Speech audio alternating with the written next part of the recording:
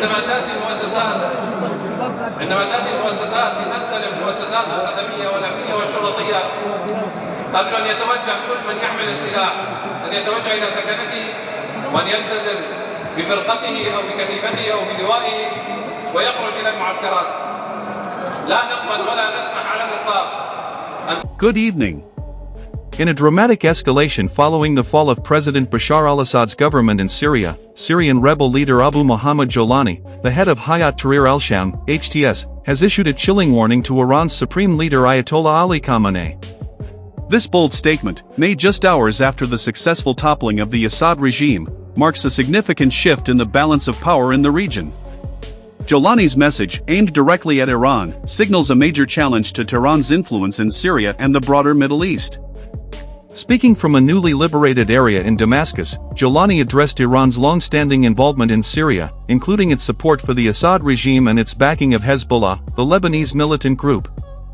In a defiant tone, Jolani declared that the meddling is over for Iran and made it clear that there would be no easy land access for Iranian forces or their proxy Hezbollah in Syria going forward.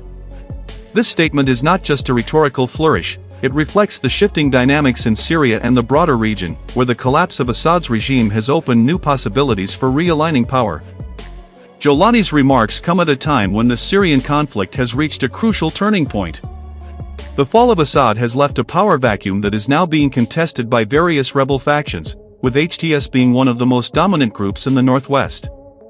For years, Iran has maintained a strong military and political presence in Syria, using the country as a key battleground in its broader strategy to extend its influence across the Middle East. Tehran's backing of Assad and its support for Hezbollah's operations along Syria's borders with Lebanon have been central to its regional ambitions. Now, with the Assad regime toppled, Jolani's statement represents a direct challenge to Iran's decades-long involvement in Syria. No longer will Iran's forces and Hezbollah be able to move freely across Syrian soil, Jolani asserted, highlighting his group's determination to push back against Tehran's influence. This declaration is significant, as it signals that HTS intends to not only contest Assad's forces but also to limit Iran's strategic foothold in Syria, which has been crucial to Iran's ability to project power in the region.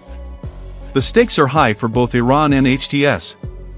For Iran, Syria has long been a vital ally in its quest to establish a so-called land corridor connecting Tehran to Hezbollah in Lebanon and other pro-Iranian factions in the region.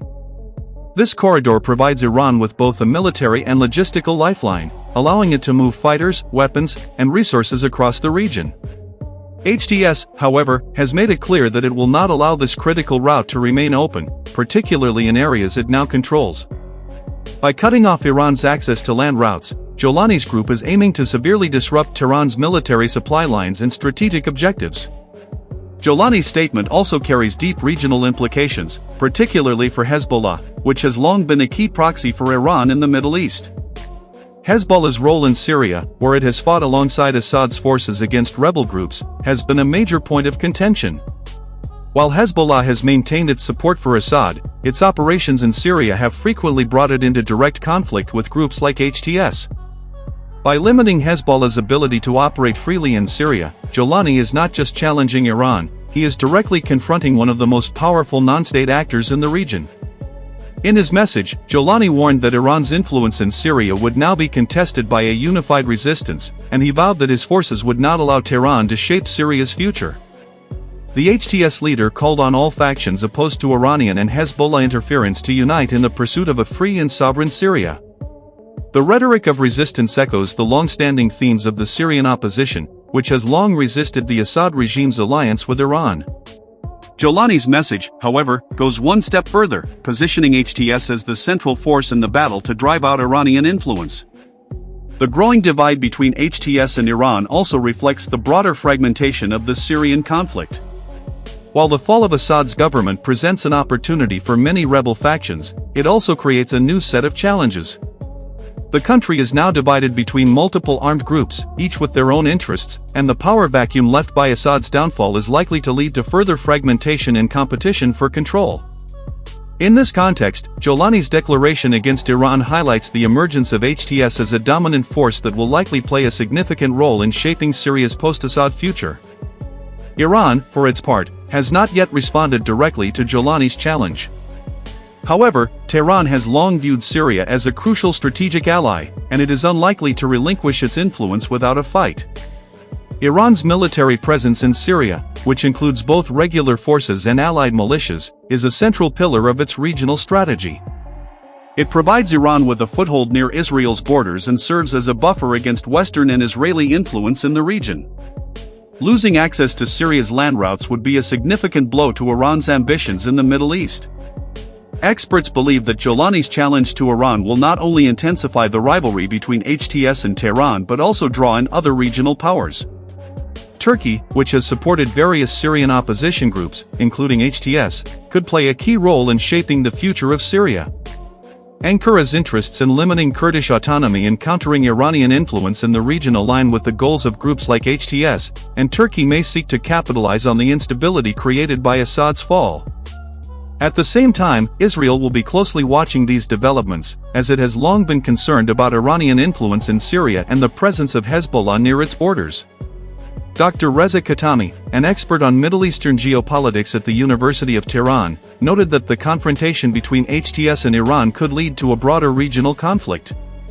Syria has always been a theater for proxy warfare, and now we're seeing the emergence of a new conflict within that context, Khatami said.